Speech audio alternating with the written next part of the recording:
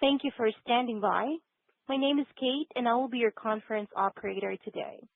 At this time, I would like to welcome everyone to Healthcare Realty Fourth Quarter 2025 Earnings Conference Call.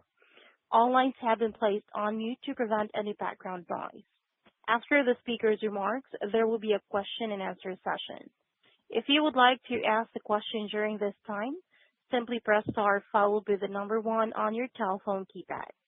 If you would like to withdraw your question, press star one again. Thank you. I would now like to turn the call over to Ron Hubbard, Vice President of Investor Relations. Please go ahead. Thank you for joining us today for Healthcare Realty's Fourth Quarter 2025 Earnings Conference Call. A reminder that except for the historical information contained within, the matters discussed in this call may contain forward-looking statements that involve estimates, assumptions, risks, and uncertainties. These forward-looking statements represent the company's judgment as of the date of this call. The company disclaims any obligation to update this forward-looking material. A discussion of risks and risk factors are included in our press release and detailed in our filings with the SEC. Certain non-GAAP financial measures will be discussed on this call. A reconciliation of these measures to the most comparable GAAP financial measures may be found in the company's earnings press release for the quarter ended December 31, 2025. The company's earnings press release and earnings supplemental information are available on the company's website. I'd now like to turn the call over to our President and CEO, Pete Scott. Thanks, Ron. Joining me on the call today are Rob Hull, our COO, and Dan Gabay, our CFO. Also available for the Q&A portion of the call is Ryan Crowley, our CIO. 2025 was a transformational year at Healthcare Realty 2.0. When I joined the company, it quickly became apparent that we had an opportunity to become the clear leader in the outpatient medical sector. We have the best-in-class portfolio, we have scale in the right markets, and we are aligned with leading health systems. We also had the makings of a great team, but we needed to execute better and be more ambitious. In a short period of time, we have added talent across the organization that further differentiates our platform. I am immensely proud of the team and how they rose to the challenge during this critical time. We have more to do, and it will not always be a linear path, but our mission is simple and unwavering: to operate and make decisions every day to drive long-term shareholder value. To that end, I wanted to provide an update on the 3-year strategic plan we published in July. Within the plan, we outlined the key steps being taken to overhaul all facets of the organization. I am pleased to report, in just a few quarters, we are tracking ahead of schedule. First, the revamp of the asset management platform is complete. We have a new leadership team that is spearheading improved alignment between asset management and leasing. In addition, we have incorporated a new leasing model to drive ROI across the portfolio. The heightened rigor for achieving the best possible economic returns is manifesting into better results. Under the new platform, cash leasing spreads have improved 60 basis points, tenant retention has improved 220 basis points, and we see a meaningful uptick in our lease IRRs and lease payback period. The end result, as we repeat this quarter after quarter, will be a higher quality earnings stream and improved earnings growth. Second, we have successfully achieved our target of $10 million run rate G&A savings. Our total G&A expense now sits at $45 million and ranks favorably to peers. We also improved our property NOI margins by 60 basis points and believe there is additional margin expansion to attain over the coming years. Third, we have completed our ambitious asset disposition plan. We have sold $1.2 billion of assets at a blended 6.7% cap rate. Both numbers exceeded the high end of our expectations. We exited 14 non-core markets and have improved our overall geographic footprint into high-growth MSAs. We are confident we have the premier outpatient medical portfolio, confirmed by the nearly 5% same-store NOI growth number that we generated in 2025. Fourth, our balance sheet initiatives are complete. For the first time in years, we have much-needed financial flexibility and modest balance sheet capacity for capital allocation. We have reduced net debt to EBITDA nearly a full turn to 5.4 times. We have extended our debt maturities and increased our liquidity. And our outlook has improved to stable from both Moody's and S&P. We also took the long overdue step to right-size our dividend, something HR 1.0 struggled with for over a decade. Our dividend is appropriate, well covered, and under the right conditions, able to grow in the future, while at present offering a nearly 6% current yield to our shareholders. Fifth, we have strengthened our corporate governance and leadership team. We streamlined our board to 7 individuals. I believe we have one of the highest quality boards in the REIT industry, and I am very fortunate to have them on our team. I would also like to officially welcome Dan Gabay as our CFO. Dan and I have known each other for 20 years, both as colleagues and then as a trusted advisor. He brings an exceptional blend of financial acumen, strategic insight, and capital markets expertise to the organization. Let me shift now to our 2025 results, which surpassed expectations across the board. Normalized FFO was $1.61 per share, exceeding the midpoint of our original guidance by 3 pennies. Same-store NOI growth was 4.8%, exceeding the midpoint of our original guidance by 140 basis points. We executed approximately 5.8 million square feet of leases, and we are off to a strong start in 2026 with our health system dialogue at an all-time high. Turning to capital allocation priorities. As you are aware, outpatient medical transaction volume increased significantly in 2025, and we were fortunate to take advantage of this developing trend. Private investors clearly see the same positive backdrop we see, increasing patient and tenant demand combined with a severe lack of new supply. Notwithstanding the positive backdrop, we are realistic that our current cost of capital and discount to intrinsic asset value limits external growth. Therefore, our capital allocation approach will remain incredibly disciplined as we invest balance sheet capacity, free cash flow, and capital recycling proceeds.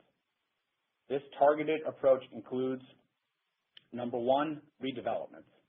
We are prioritizing redevelopment projects within our existing portfolio. We see attractive yields on cost of approximately 10%, and this is a significant source of NOI upside. Number 2, returning capital to shareholders through stock buybacks. In January, we purchased $50 million of stock and have authorization to purchase more. At our current stock price, we trade at a 9% plus FFO yield. Number 3, joint venture transactions. As we look at external growth opportunities, we are fortunate to have existing joint venture partners who want to increase their investments in outpatient medical.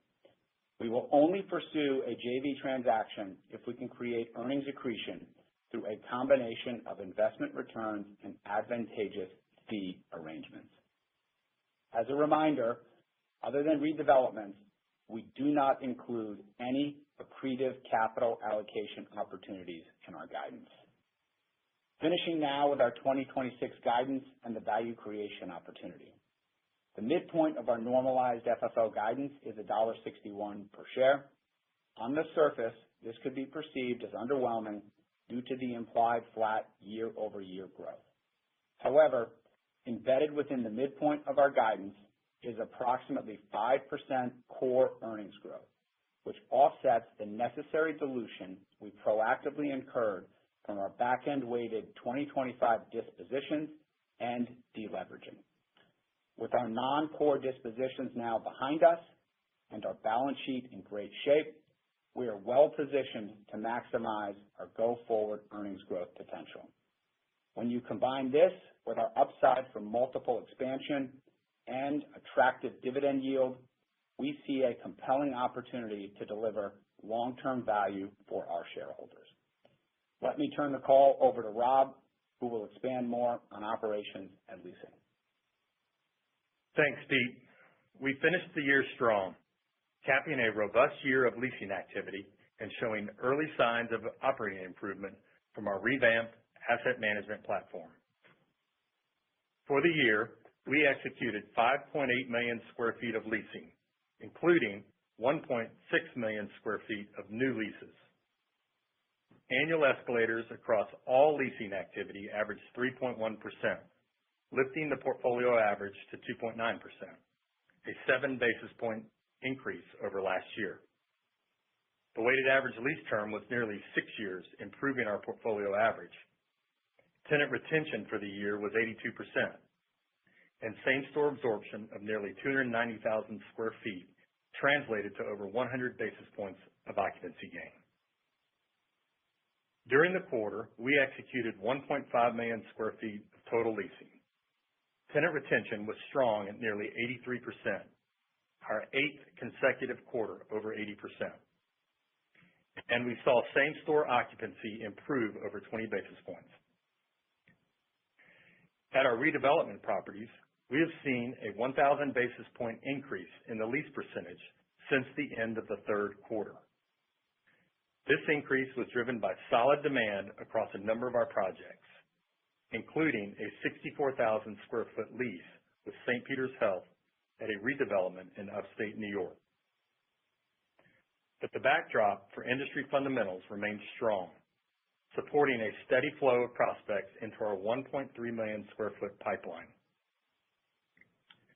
Demand in the top 100 MSAs continues to outstrip supply, and completions as a percentage of inventory remains near all-time lows. Additionally, robust investment by health systems in outpatient services is an ongoing positive trend. Shifting to the operating platform, we have completed our transition to an asset management model. As Pete mentioned, we have seen early signs of improvement in lease economics as our revamped platform creates greater accountability closer to the real estate to drive better results. As we look ahead, maintaining financial discipline around leasing, further refining operating processes, and improving tenant satisfaction are important objectives for our team and the sustainability of these results. This new platform also emphasizes developing and maintaining key relationships with our health system partners. Recent efforts have led to a meaningful uptick in lease activity with a number of these systems. A few examples worth noting include, in Connecticut, we executed 65,000 square feet of leases with Hartford Healthcare, backfilling the Prospect Medical space. We received a substantial credit upgrade, and we retained the full $3 million of NOI. With this transaction, our relationship with Hartford Health has grown to nearly 250,000 square feet across 15 buildings that are 94% occupied. And in Memphis, Baptist extended 15 leases totaling nearly 170,000 square feet for 8 additional years. In addition, they signed 3 new leases totaling 25,000 square feet for a blended term of 10 years. Our portfolio with Baptist is now 99% leased. The Baptist deal is just one example of how our reinvigorated platform is leading our health system partners to want to do more with us. Systems are releasing space early and expanding tenancy in our buildings. On top of this, of the 1.4 million square feet of single tenant expirations in 2026 and 2027, we have already executed renewals or are in the lease documentation phase for over half of this space, with more to come. Included in these renewals are a 154,000 square foot 8-year renewal with Tufts Medicine in Boston. The existing lease with Tufts was scheduled to expire in 2027. 3 lease extensions totaling 142,000 square feet with Advocate Health in Charlotte for an average of 7 years. The cash leasing spread was in excess of 5%. And a 39,000 square foot renewal with Medical University of South Carolina in Charleston that was set to expire in late 2026. I want to congratulate our team on a great finish to the year. Coming into 2026, our team is executing on our strategy extremely well, positioning us for further occupancy gains that will drive meaningful NOI growth. I will now turn it over to Dan to discuss financial results. Thanks, Rob, and thank you, Pete, for the introduction. It's nice to meet everyone over the phone, and I look forward to meeting in person over the coming quarters. This morning, I'll provide some additional color on fourth quarter 2025 results, our capital allocation activity, and our initial 2026 guidance outlook. But before that, I'll quickly introduce myself. As Pete mentioned, we have an extensive history working together as colleagues and at his prior firm, where I served as an advisor to the company on several strategic transactions. My 20-year career in investment banking will be an asset as we instill greater financial discipline in the organization and continue to restore our financial credibility with shareholders and the analyst community. As some of you already know, I've worked closely with most REITs in the healthcare sector, advising on equity and debt strategies to minimize cost of capital and advising on transformative mergers and acquisitions. This will enable me to bring another strategic perspective to our C-suite. I've also had the pleasure to work with some current members of the Healthcare Realty team dating back nearly a decade. And while it has only been a few short weeks, I have had the opportunity to get better acquainted with the entire executive management team and our highly experienced board. I am extremely impressed with the caliber, professionalism, and execution mindset of this team. They have quickly transformed the operating platform, improved portfolio quality, and reset the outlook for the company. I am honored to work alongside them in my new role, and with that, I'll turn back to our results. 2025 ended strong. In Q4, we reported normalized FFO per share of 40 cents and same-store cash NOI growth of 5.5%. Additionally, FAD per share was 32 cents, resulting in a quarterly dividend payout ratio of 75%. Our outperformance this quarter was driven by 103 basis points of year-over-year same-store occupancy gains, 3.7% cash leasing spreads, and continued property-level and G&A expense controls. As a result, we are proud to have delivered full-year normalized FFO per share of $1.61, FAD per share of $1.26, and same-store cash NOI growth of 4.8%. Turning to capital allocation, Q4 remained active with nearly $700 million in dispositions. Proceeds were primarily used to pay off our 2027 term loans. Inclusive of our bond repayment earlier this year, we repaid $900 million of debt and extended maturities on our remaining term loans and credit facility by 12 to 24 months. Leverage decreased to 5.4 times from 6.4 times at the beginning of the year, ahead of target and the timing laid out in our strategic plan. Going forward, we will be prudent and opportunistic deploying capital. In January, we utilized $50 million of disposition proceeds to repurchase 2.9 million shares, and we have $450 million remaining under our current authorization. Overall, the Healthcare Realty team delivered results ahead of or in line with all metrics discussed in our July strategic plan, allowing us to be more front-footed as we position into 2026. Turning to 2026 guidance, which you can find on page 30 of our Q4 supplemental report published last night, we are forecasting normalized FFO per share of $1.58 to $1.64 representing $1.61 at the midpoint. These results are driven by lease-up and positive releasing spreads in our core portfolio, which we expect to generate same-store cash NOI growth of 3.5% to 4.5%. G&A is anticipated to be between $43 and $47 million, in line with the strategic plan. Sources of capital for the year will include modest asset sales, proceeds from a note receivable maturing in early 26, and free cash flow post-dividends of approximately $100 million at the midpoint of our guidance. Uses will include our asset-level capital plan outlined in our guidance and includes the $50 million already utilized towards share repurchases. Recall that our guidance does not include any additional acquisitions, development, or incremental share repurchases. Finally, I would like to call out a couple items related to our balance sheet. First, we assume the $600 million bonds due this August will be refinanced with new bonds in the low 5% coupon area mid-year, as compared to the existing coupon of 3.5%. Second, we published an additional press release last night disclosing our new $600 million commercial paper program. Similar to other REITs in the sector, accessing the CP market will allow us to further diversify our capital sources and reduce our interest costs compared to our line of credit.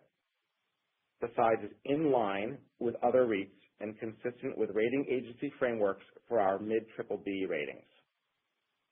Last but not least, we expect full-year leverage in the mid-5 times net debt to EBITDA range, although figures can fluctuate modestly from quarter to quarter. With that, I'll turn the call back to Pete for any closing remarks. Thanks, Dan. I'd like to finish by thanking our incredible team for their tireless efforts and laser focus on delivering excellent results. They didn't miss a beat during Winter Storm Fern, despite the impact in Nashville. I am energized and excited every day working with this team. With that, operator, let's open the line for Q&A.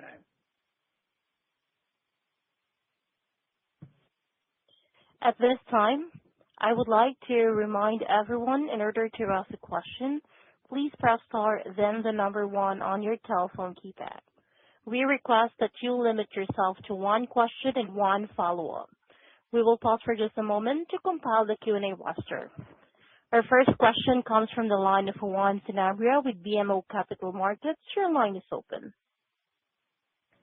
Hi, thanks for the time and welcome, Dan. Just curious on the same-store NOI guidance for 26. You obviously had a strong year for 25, but just curious on the implied decel on the 26 guidance and the piece parts or assumptions assumed in that same-store NOI, whether it's occupancy, retention, et cetera. Yeah.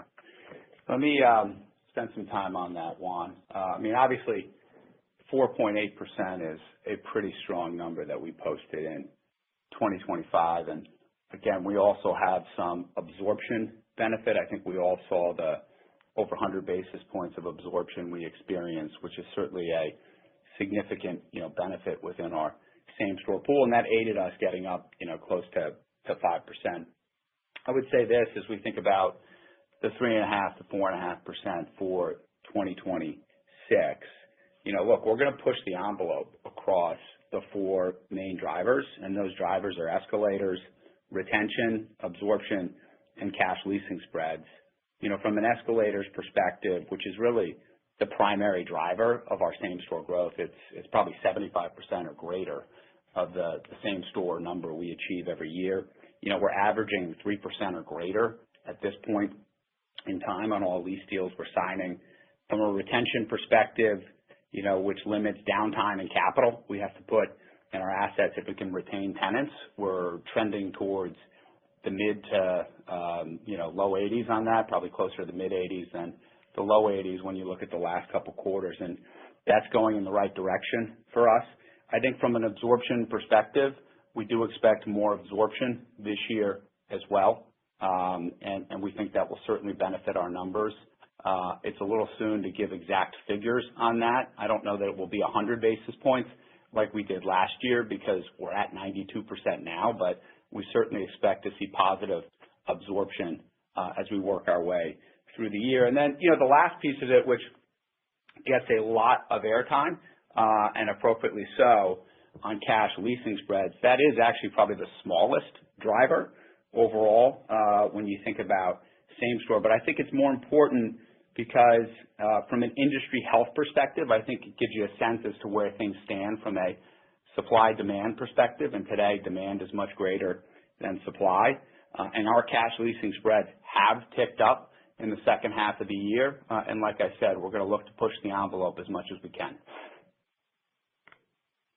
Thanks for that, Pete. And then just on the CapEx piece, curious if you can give any guardrails with regards to FAD relative to the $1.61 normalized FFO expectation for 26.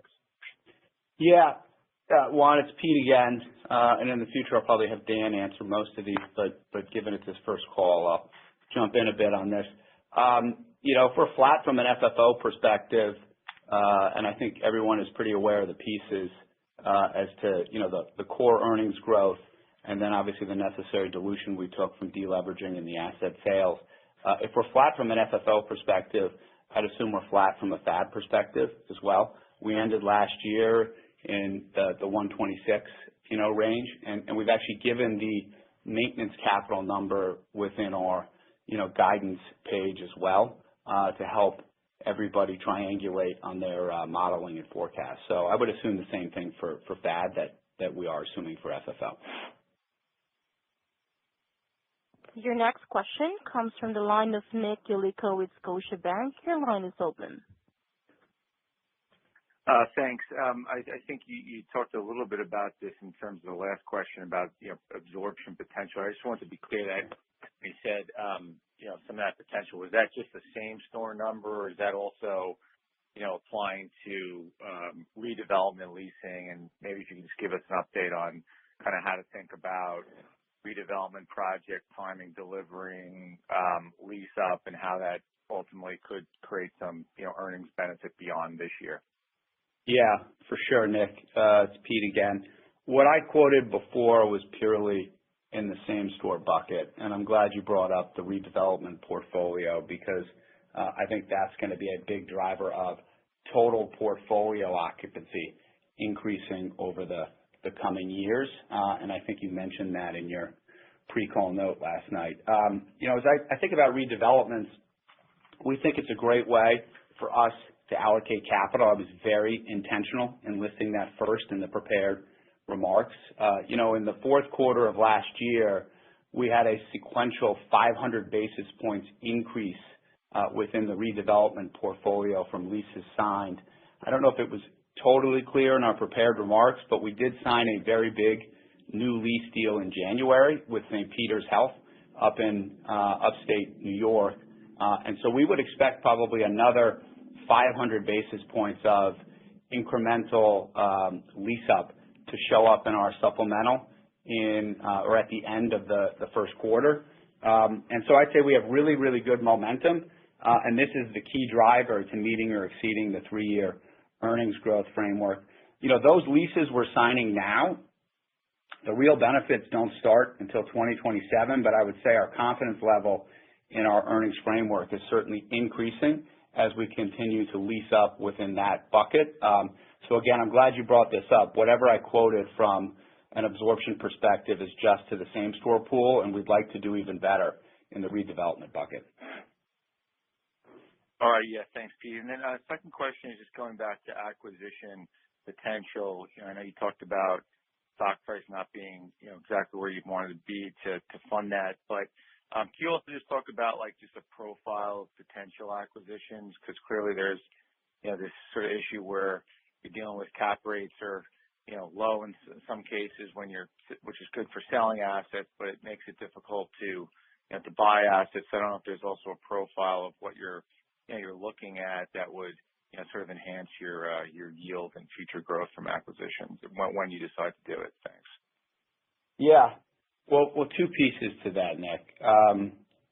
The first is if we do no acquisitions or stock buybacks this year, which our guidance does not incorporate any of that, we would actually end up in probably the low fives from a net debt to EBITDA perspective or below our target, right? So there is a little bit of balance sheet capacity. It's modest, but it's probably in the $200 to $300 million, range. That varies based upon buyback versus any kind of JV, acquisition opportunity we could look at. But just to be clear, as we think about JV deals specifically, I mean, we do have partners that would like to grow with us. We do have constraints on how much we can grow. I just pointed out, the finite amount of capital we have unless our stock trades at a materially better level than it does currently. But as we think about the yields we would like to get on capital that we put out, our implied cap rate is somewhere in the low sevens, and we would not look to allocate any capital to even a JV transaction unless we felt like the yield to us, even if we're funding it with balance sheet capacity, is greater than our implied cap rate. I mean, that's just going to be an arbiter that we're going to look at. So hopefully that gives investors comfort that we're not looking to go out and do a bunch of 5.5 cap rate, deals just for the sake of doing deals. We are going to be incredibly disciplined in how we put money out and make sure we are getting the best returns possible on that money. Your next question comes from the line of Seth Bergey with Citi. Your line is open. Thanks. It's Nick Joseph here with Seth. How are you thinking about the dispositions going forward? Obviously, you were able to execute on a lot at good pricing and faster than expected. So what's the plan from here? Is it more being on offense with dispositions for any potential? How are you thinking about the portfolio?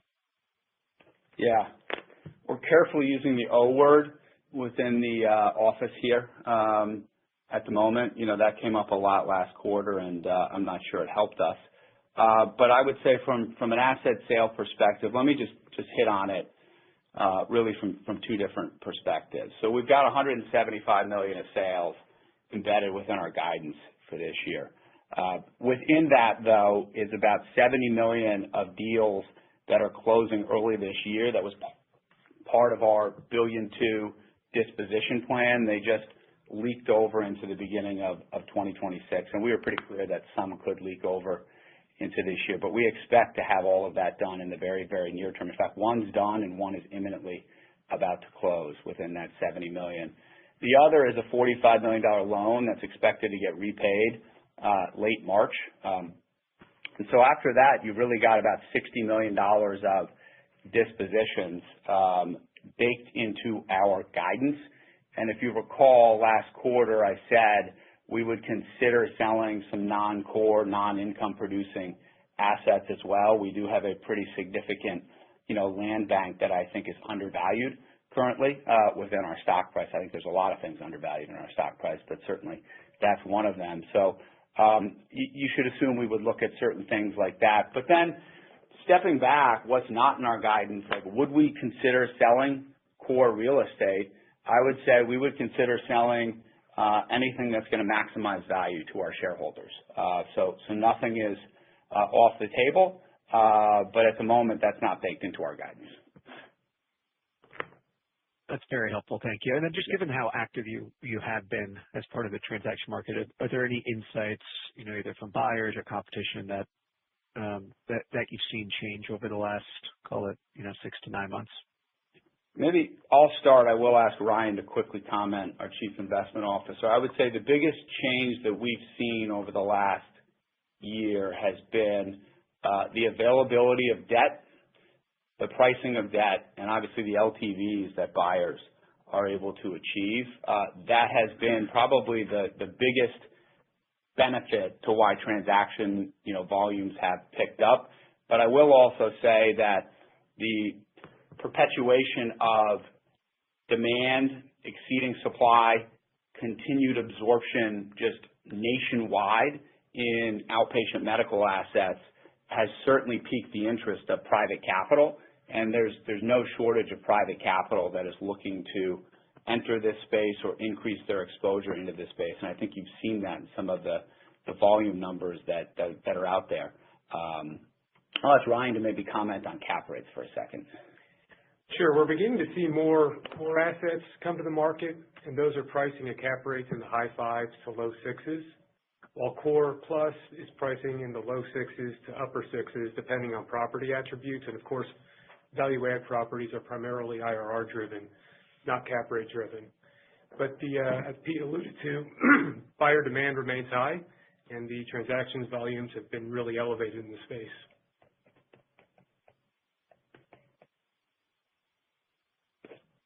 Your next question comes from the line of Austin Wurschmidt with KeyBanc Capital Markets. Your line is open.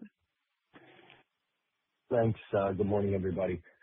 Pete, you've discussed in the past just how precious capital in this business is and, your intent to target high retention.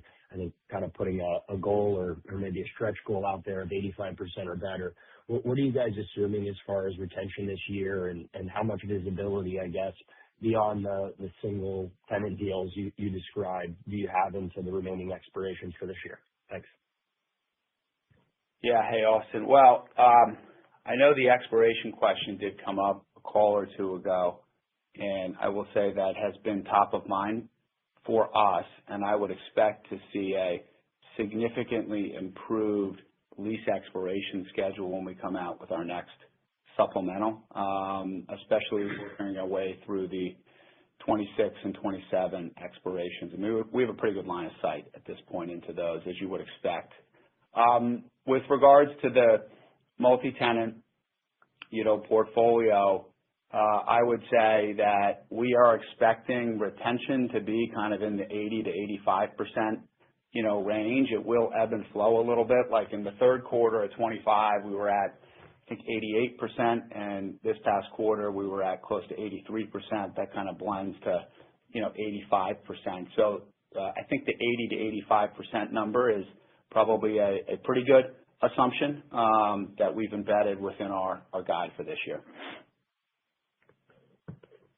That's helpful. And then Peter or Rob, you guys footnoted and also flagged this 64,000 square foot lease in January, or new lease.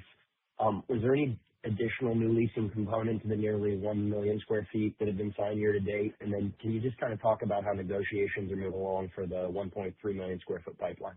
Thanks. Yeah, I'll have Rob jump in and talk about that deal. Obviously, I mentioned it quickly that one, and he could talk about new leasing in general.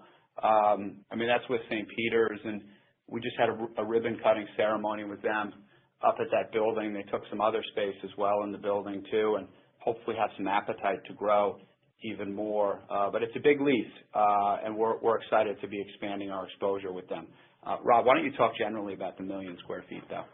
Yeah, I think the 1 million square feet certainly off to a strong start. There is additional new leasing inside of that 1 million square feet that we've executed this quarter, as well as a number of renewals, some of which I covered in my prepared remarks. But I think in general, we're extremely encouraged by the level of activity that we're seeing. We expect that to continue as we move forward. The 1.3 million square foot pipeline that I did mention is an active pipeline that is growing every day. Our team is continuing to add to that, and that will certainly feed our new leasing expectations in 2026. And we're just very optimistic on demand, as you can imagine.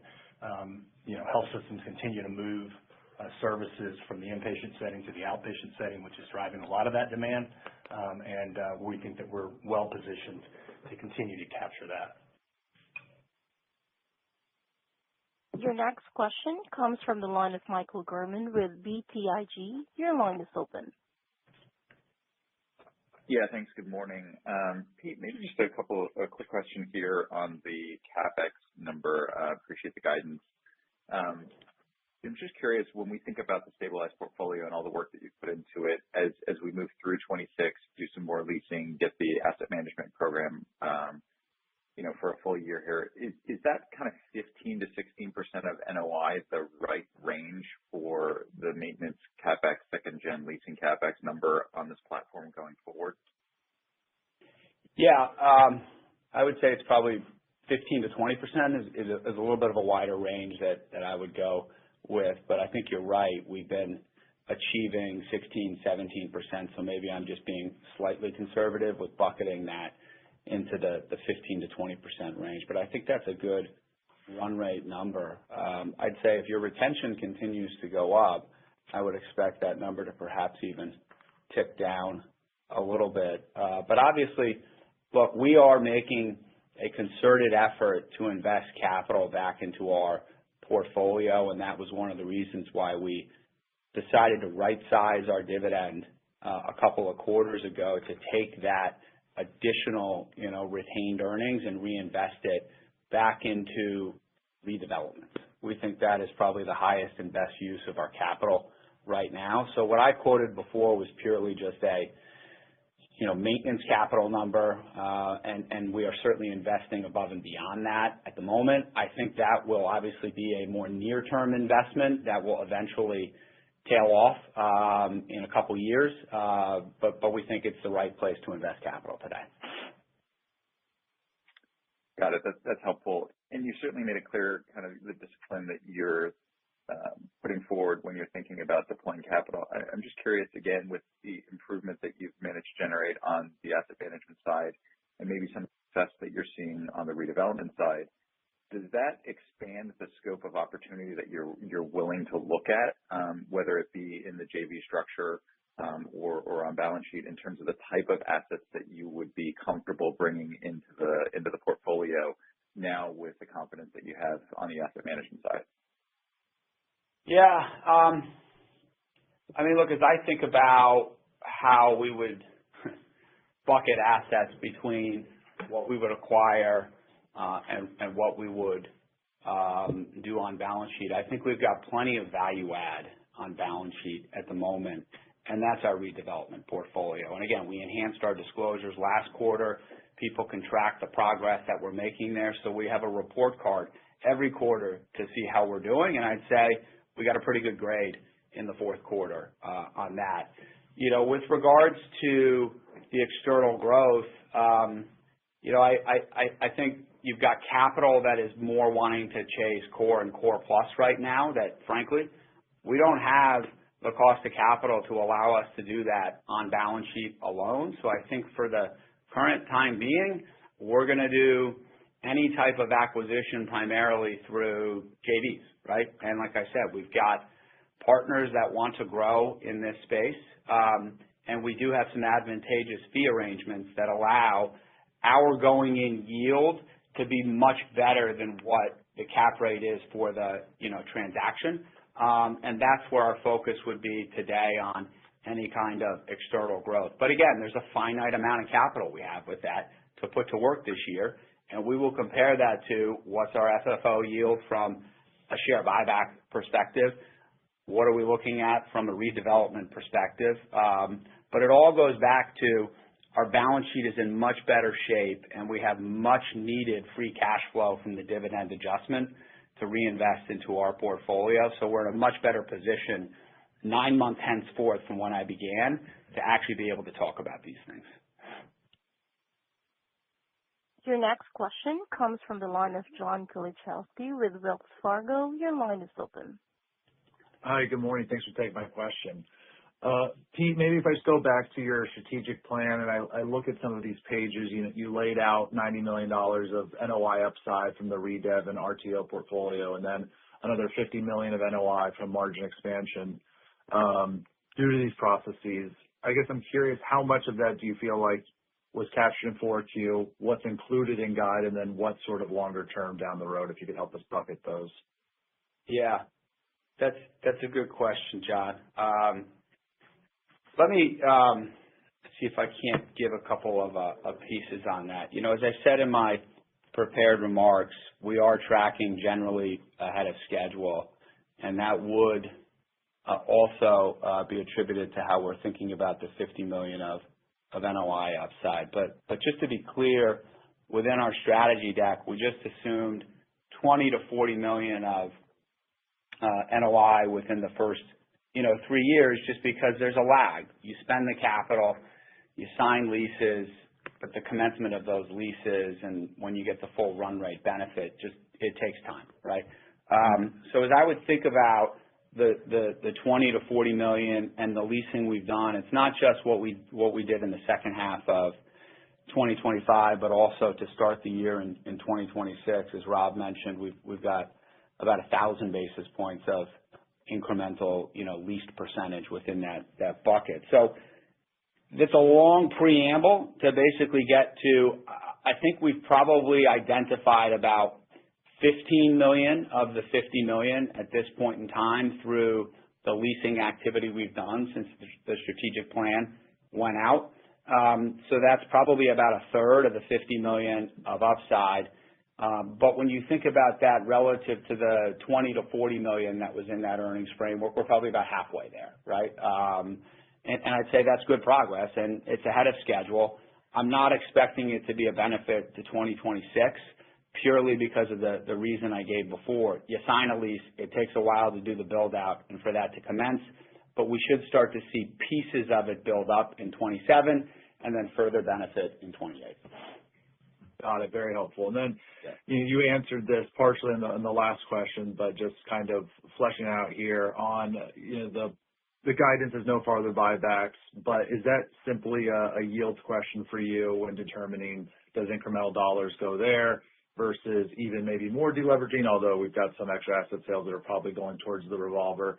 And then, as you're considering JVs, as you mentioned, is it simply what's most accretive or, would you probably tilt towards the JV as you look to, grow the business as long as that's greater than your implied? Just would love to get your thoughts there. Yeah. Look, I think it's going to be a combination of the three as we think about capital allocation priorities. I know for a fact it's redevelopments that we will spend money. So it's really what about the other two? And I would say that we will look at, both of those. I'd like to think we can accomplish a bit of both, but, stock buybacks, we don't control where our stock trades. So it's hard for me to give you an exact number there, but I will say we've turned on at least the underwriting engine here with one of our partners to certainly look at, deals that we can do within, JVs. And again, as I said, you should expect any yield that we would get would be greater than the implied cap rate we trade at right now. Got it. Thank you.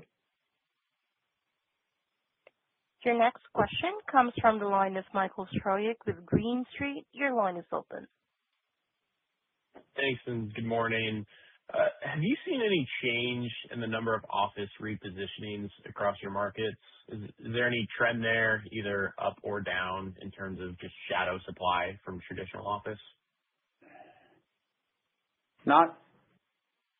Nothing of note, I would say. No, I would say that, no, we haven't, you've heard stories of, one-off opportunities where people have been successful in that, but I would say generally that shadow, sort of supply, we're just not seeing it, in our markets, and with the space that we're leasing. We're doing a lot of health system leasing where they're, growing critical service lines inside of those buildings that requires, certain parking ratios, certain building design. And so I think, for what we're doing, that's generally not a factor in our day-to-day. Makes sense. Maybe one on the balance sheet then. As interest rate swaps begin to burn off later this year, what sort of mix between fixed and floating rate debt are you targeting? Yeah, I'm going to let Dan take that one. Yeah, thanks. Finally got one. Appreciate it. It's the first one. It's a great question. I think you've seen the balance sheet repair the company has undergone over the last 9-12 months just from the dispositions. I think that's something particularly important to protect that balance sheet and our leverage levels. I think when you think about fixed and floating mix, especially with the new commercial paper program, we're always looking to be most efficient with our balance sheets. We're also looking to extend our maturities overall. We've got some good term loans and bonds in that cap structure right now. I think a floating rate mix is, generally speaking, mid-single digits to, upper single digits proportion with respect to our overall debt. especially as we're spending money on redevelopments this year. So something we'll be prudent about.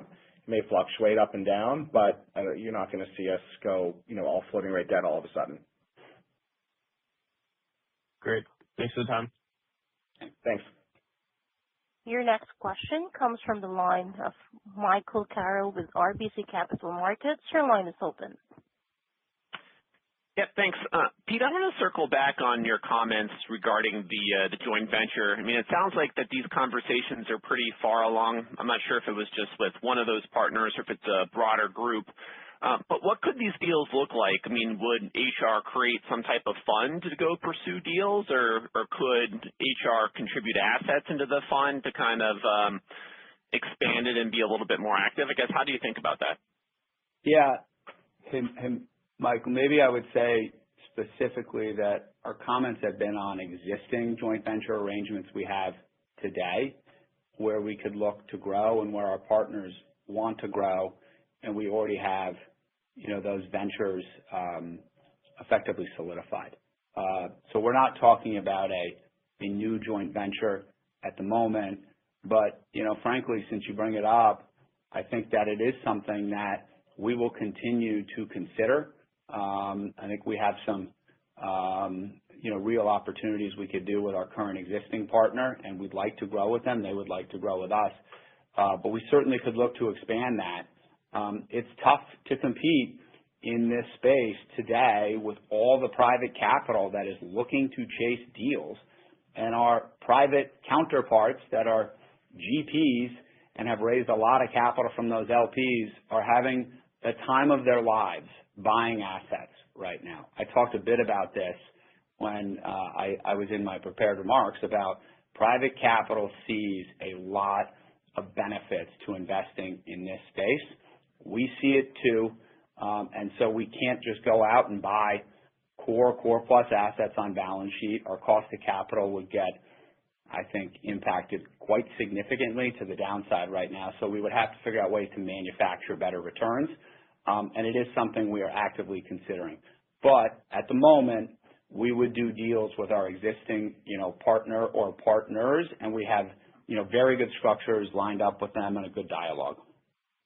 Great. And I don't know if it's premature to talk about this yet or not, but that private capital that's looking to get into the MOB space, I mean, what type of returns are they typically targeting? I mean, are they just looking for the stability and have kind of a lower unlevered IRR hurdle they're achieving? I guess, how are they thinking about the space?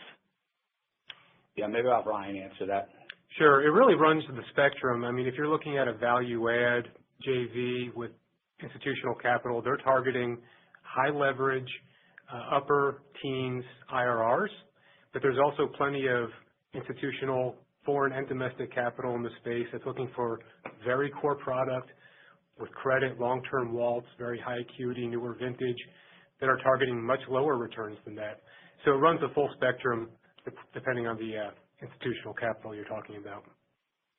Great. Appreciate it. Congrats, Dan, for joining the team. Thanks, Mike. Your next question comes from the line of Michael Mueller with J.P. Morgan. Your line is open. Yeah, hi. So for the two questions, I guess first, what's the typical scope of the redevelopment that's on your redevelopment page? It looks like they average about 10 to 15 million each. Is it any square footage, lighting, brightening, or just what in general? And then the second question, Pete, you talked about the areas where you've kind of exceeded expectations so far with the turnaround. Can you talk about, I guess, any aspects of it or areas where you may have run into more obstacles or things were more challenging than you originally thought? Well, maybe I'll start with the second question, first. I will tell you, since I've joined this organization, every interaction I've had with people here has been a positive one. And the toughest part of that is when you have to tell somebody that they can no longer be a part of this team and no longer be a part of the exciting things we have moving forward. That's not fun. And that's unfortunately something that we've had to do, but it's been a very necessary thing in order for us to get our cost structure in line and get our earnings, growth and trajectory headed in the right direction. I probably underestimated how difficult that was going to be, and I'm being totally, open and honest with everybody on this call on that one. With regards to the typical, scope, I would say the average project is probably in the, $10 million area, and it's probably in the $200 to $300 a foot overall. And you're really taking a building from a much older vintage, and you're improving, all the, common areas. You're improving, the elevators. You're improving the built out of the space with regards to, each one of these individual tenants. I mean, it's a significant reinvestment into an asset that probably has not been invested into for, call it, 20 to 25, years. And so it's really soup to nuts, taking something that's much older vintage and converting it to, I wouldn't call it the equivalent of a new development, but it gets pretty darn close to it, and you get some really good rental rate pickup. If you go back to our strategy deck, we actually put a really good example of the projects we're doing in White Plains, and the amount of leasing we've been able to generate with White Plains Hospital there, which is a Montefiore, subsidiary. And we did soup to nuts on that, and it looks fantastic. You skin the outside, you put new windows in, you're putting all new systems in, and you're bringing it up to basically brand new product. Got it. Okay, thank you. Yep. Your next question comes from the line of Omotayo Okusanya with Deutsche Bank. Your line is open. Yes. Good morning, everyone. Appreciate all the hustle on the operational improvements and the capital allocation discipline. Dan, congrats. Welcome aboard. It was good to have a fellow HBS guy in a seat like that. Question-wise, curious on the build-to-suit side of things. Again, just given how strong demand seems to be at this point, what's going on with a whole bunch of hospital systems. Just kind of curious on the BTS side, what that's looking like, whether we can expect to see more activity on that front. Yeah. Hey, Tayo. And by the way, for someone that completed the Antarctica Marathon, Ron Hubbard did not do you any favors putting you towards the tail end of our Q&A list. I dialed in late. Not Ron's fault. Yeah, I know. Well, next time we'll get you a little further up. That was quite an accomplishment. You looked a little cold in some of the pictures I saw, but congrats. Thank you. Build-to-suits. Yeah, build-to-suits are happening. I would say developments, generally speaking, you do not see spec development happen right now in the outpatient medical space. And I don't know of any capital that's looking to chase spec development. So development that gets done is definitely heavily, pre-leased. So I don't know that I would call that a build-to-suit, but I would put it in a similar, category. I think the challenges with new developments today, and it's really one of the reasons why you've seen, the deliveries and starts come down considerably, is costs have gone up so much the last, 3 to 5 years, especially coming out of COVID, that the rental rates needed to get to the return necessary for a developer to want to start that project is pretty significant. So you have to have a health system or a tenant willing to step up and pay much higher rental rates than what's in place right now. And so if they get done, great. I think there's plenty of demand to allow for, some development to happen in the space. I don't think you're going to cannibalize existing product from that. If anything, we'd like to try and draft off of those rental rates that are required in order to get those types of deals to pencil. So they're happening out there in select markets and in select circumstances, but they're happening a lot less than they have been in the past. Gotcha. That's helpful. And then my second question, again, you do see some of the healthcare REITs actively selling out of MOBs. Again, the argument being, they're trying to move to higher growth asset classes. I mean, What's kind of your rebuttal to that, given, this viewpoint that MOBs are also benefiting or should also be benefiting from kind of the changing U.S. demographics? Like, how do you kind of think about the space, and when you kind of think 5 years out, are we dealing with an asset class where the earnings growth profile has improved materially, just kind of given some of these secular demand drivers that are happening? Yeah, probably a good question, I think, maybe to end on. Look, I think this is a pretty significant value creation opportunity, and that's really what got me excited to take on this job and move to Nashville. As you think about where we trade, it's probably somewhere in the 10 to 11 times, FFO at the moment. And I think personally that kind of multiple is typically reserved for companies or sectors that are struggling, right? Let's just, be pretty candid about it. And frankly, I think that kind of multiple significantly undervalues our platform, right? As I said in the prepared remarks, and as Dan said, we've entered 2026 front-footed. Fundamentals in outpatient medical are strong. Our portfolio is best in class with our dispositions now complete. Our balance sheet is a source of strength. We've overhauled our team, and we're posting strong results, right? I also think it's important to just note the way we look at it, we think we're in a subsector of one.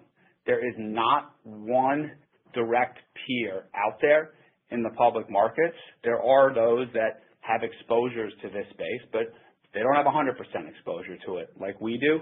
And so we are starting to expand our thoughts about our peer sets and looking at other property types with similar earnings growth characteristics. And based upon this, we think that there's expansion in our multiple that could be in front of us if we continue to execute on the strategic plan.